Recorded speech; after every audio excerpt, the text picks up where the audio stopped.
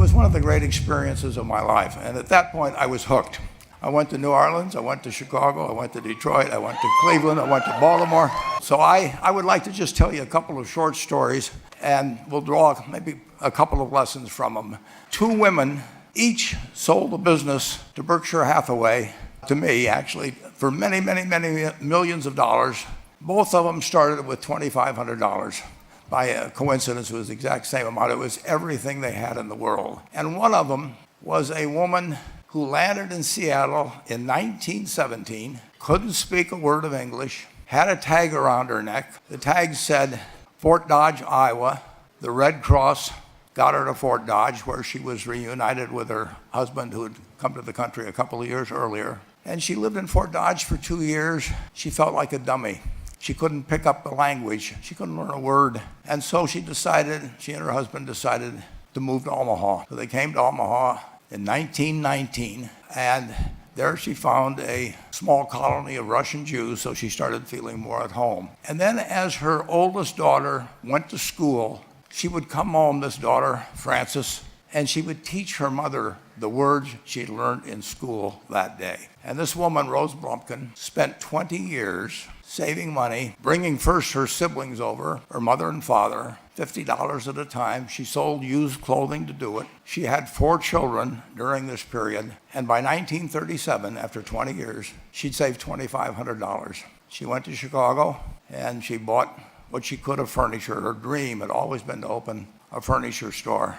And this woman who had never gone to school one day in her life, with $2,500, but with the same spirit that the people in this room had about having a dream and working to accomplish that dream, she built a business which she sold to me in 1983 for $60 million approximately, and which did $1.5 billion worth of business last year. The 4th generation is working in that business. This woman, Rose Blumpkin, she worked for me until she was 103. Then she retired and she died the next year, which is a lesson to all of Berkshire's managers that premature retirement, you can't tell what's going to happen. But Mrs. B, with her $2,500, one further fact about her, she could not read or write. And she went into a furniture business, and she didn't bring anything unique in furniture, but she brought a determination to succeed. She knew she could outwork anyone else. She knew she cared about her customers. She worked at very low gross margins, but she built this incredible business. And I saw one other woman who did a similar thing with $2,500. I paid her hundreds of millions of dollars for her business. So I decided to go to the source and get these people before, I don't want you guys coming around to me asking me hundreds of millions of dollars. I'd like to join in with you much earlier. So I've followed this group, and today I'd like to tell you about one other small business person. This person, I went to buy his business from him, and he turned me down, which was very wise. But this was a fellow who was born about 8 years before I was. He was born in 1922. He was we'll call him Jack, lived in the Midwest. He was a pretty good athlete, didn't like school much. And I'm going to tell you one thing early in the story. Maybe you can figure out who the guy was. The company he built hires more college graduates each year than any other company in the United States. And this fellow, who was destined for this but did not know it, Jack, went to college for a year and then dropped out. He really wasn't that interested in school. And the year he dropped out was 1941. And when the United States became under attack, he went down to the Army Air Force recruiting station, volunteered, and they turned him down because he had hay fever. So he went over to the Navy and again volunteered, and they took him. They put him on an aircraft carrier. He flew small fighter planes during World War II, got 2 distinguished flying crosses from the Navy, and then he came back to the Midwest. So now we've got a young guy. Probably by this time he would be 23 or 24 years old. And the interesting thing is, he got back to the Midwest, and he actually kind of went from one job to another for a short period of, or not such a short period of time. And he finally became a used car salesman at a Cadillac dealership in St. Louis, Missouri. And at age 35, having moved up in the organization, the sales organization, he said to his boss, could I go into car leasing business with you? The boss said, well, if you'll cut your salary in half and you'll come up with, it was $25,000, which he borrowed, we can become partners in a car leasing company. So my friend Jack started at age 35 in the car leasing business. And he had 7 cars. It was pretty slow. In fact, one of the things he did was whenever the phone rang, he let it ring 3 or 4 times so people would think that he was very busy answering other phones. And of course, it was the only call he was going to get all day. So his first venture was okay, but it wasn't really going to go anyplace. And there's a lesson in this for all of us. At age 40, he decided with 17 vehicles, 17 cars, he was going to go into competition in the rent-a-car business. So now he's taking on Hertz and Avis and National and people like that who have hundreds and hundreds of thousands of cars. And he's got 17 cars, and his cars aren't any different than theirs. I mean, he's buying them from General Motors or Ford or Chrysler. And he can't get the airport locations. Those companies have them all sold up. But he was determined that he would basically offer the customer, can't offer him a different car, but he can offer him friendlier service than they've ever seen. And so he started a company. He named it after the battleship that he'd flown from in the Pacific, which was the USS Enterprise. And he died about a year and a half ago. But when he died, his rent-a-car company, starting with those 17 cars, was worth more than Hertz and Avis and all the rest of the rental cars put together.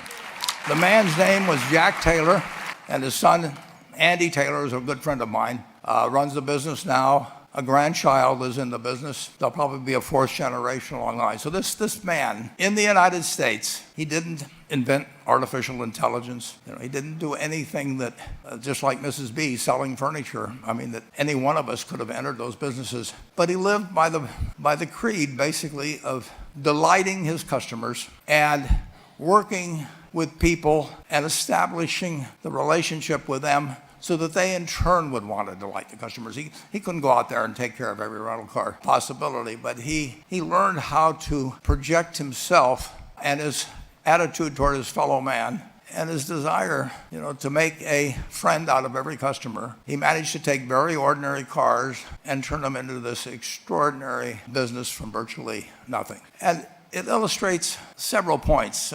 One is you don't necessarily get it right exactly right the first time. The car leasing business, basically you were competing on the cost of money to finance cars. And it's very hard to delight a customer when you just give them the car and tell them to send you a monthly check for 5 years and you'll be back at that time. So his talents were being wasted basically in that business. But at the age of 40, with all of that experience behind him, he found the golden key.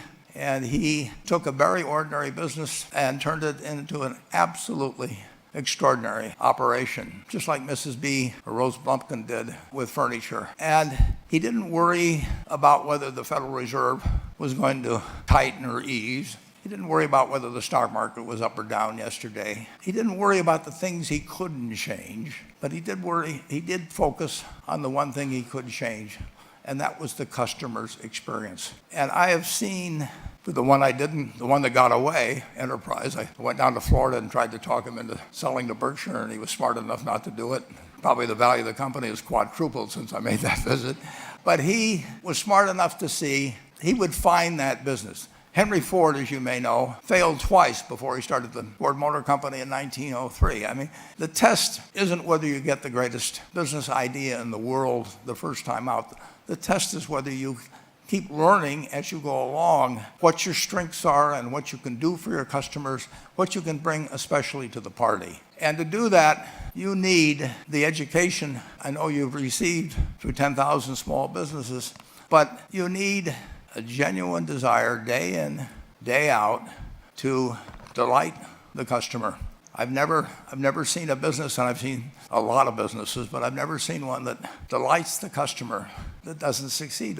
What you want is that customer the next day when they think, do I want to rent a car or do I want to buy some furniture? What goes through their mind? It's the place where they've had a great experience. I don't know what I paid for this tie. Actually, probably if somebody gave it to me, but for the purposes of this speech, I will say I have no idea. But or the shirt I'm wearing, but I do know I will remember how I was treated when I bought it. You long forget about the price, but you never forget whether you had a good experience or a poor experience with the purchase experience.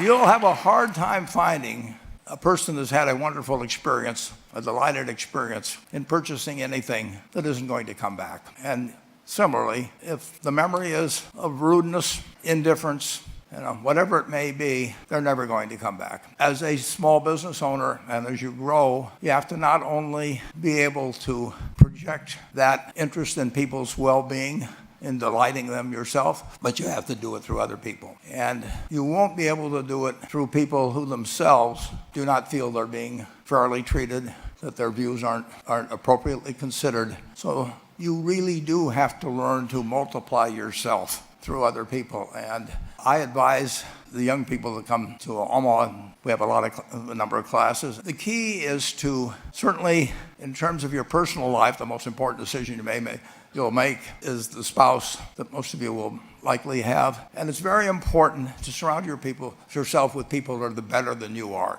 You are going to move in the direction of the people you associate with. So you constantly, I've been enormously lucky in that respect. I mean, I've just had teachers and friends and a spouse really was a better person than I was, and I had enough sense to learn from these people that life went better if you behaved better yourself. It took a while.